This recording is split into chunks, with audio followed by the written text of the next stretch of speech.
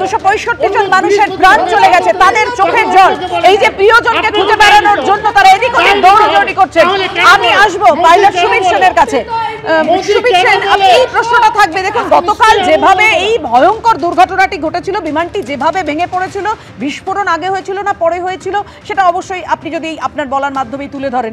অনেকেই বলছেন যে আপনাদের পরিভাষা এটাকে ফ্রি ফল বলে, সেটা ঠিক কি, এটা যদি একটু বুঝিয়ে বলেন। আর এই ব্ল্যাক বক্সের মধ্যে সমস্ত কিছু যে তথ্য লুকিয়ে রয়েছে, এই তদন্তে উদ্ঘাটন মানে রহস্যের উদ্ঘাটন করতে কতটা গুরুত্বপূর্ণ ভূমিকা পালন করবে?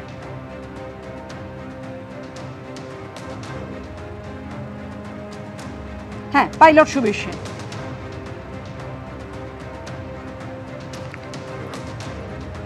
আপনি আমায় জিজ্ঞেস করছেন? হ্যাঁ, আপনাকে জিজ্ঞেস করলাম, প্লিজ বলুন।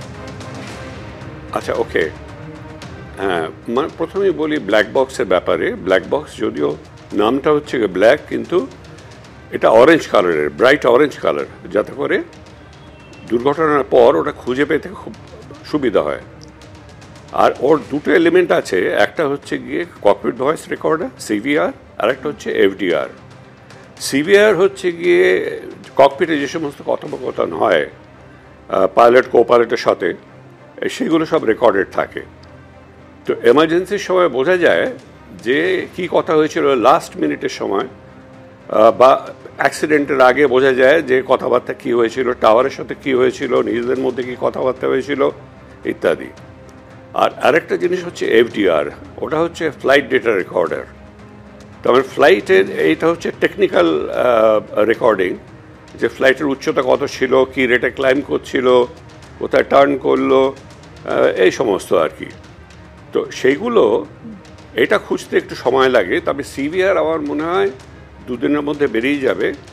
এফডিআর একটু সময় লাগবে, কারণ এটা হচ্ছে গিয়ে স্পেশালাইজড ইন্সপেকশন, যেটা আপনার বাইরে থেকে আসবে, হয়তো বোয়িং কোম্পানি থেকে হয়তো আসবে, আমেরিকা থেকে, এবং তারাই বিশ্লেষণ করে জানাবে। সেটা that will take about a week or so, মানে মনে হয় আমার যে।